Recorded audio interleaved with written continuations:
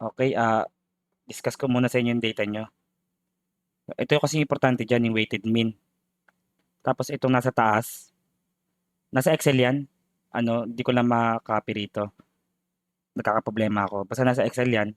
Tapos ito kasing range, ayan yung pang-interpret. Ayan. Yun ang ginagamit pang-interpret. Tapos ang tinitignan dyan yung weighted mean. Ngayon, explain ko sa inyo paano makuha yung weighted mean. WM. Ang ginagawa dyan, kunwari question 1. Ito, question 1, data. Ang ginagawa dyan, 17 times 1. So, multiply natin, 17 times 1. Tapos plus 22 times 2. Plus, ganun din, 50 times 3. Tapos plus 11 times 4. Tapos divide nyo lang yan sa total na 100.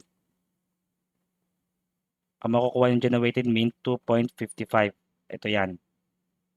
Tapos, pag tinignan mo dito sa ating itong pang-interpret, yung 2.55 na to, between siya ng 2.51 saka 3.25.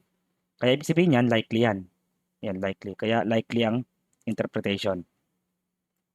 Tapos, itong mean square, ano lang din yan, kamukha lang din ng weighted mean yan. May konting difference lang. Tapos, itong dalawa, yung weighted mean saka yung mean square, ulit, itong mean square saka itong weighted mean, ay yung ginagamit pang kuha ng standard deviation.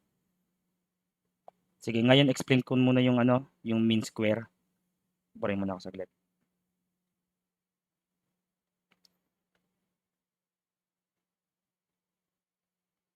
So, paano naman yung mean square? Question 1 ulit. Sabi ko sa inyo, kamukha lang siya ng weighted mean. So, ang gagawin nyo, kanina 17 times 1, di ba? Ito. Kamukha niya. Kaya lang square mo yung 1. Tapos, plus, kaya nga may square, mean square. Tapos, 22 times 2 square. Ba? 22 times 2. Plus, 50 times 3 square. Plus, 11 times 4 square. Tapos, divide nyo ulit yan sa total na 100. Ang makukuha nyong mean square dyan, 7.31. Ito. Yan. Tapos, punta tayo sa standard deviation. Purihin ko muna.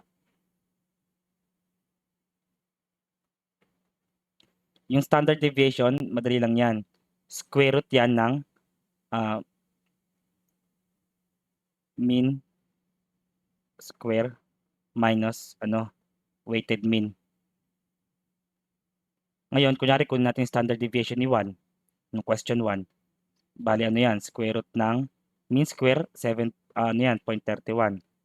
7.31 minus weighted mean, 2.55. Equal yan kay 2.18. Ayan, kaya nakuha yung standard deviation. So, ganun lang siya.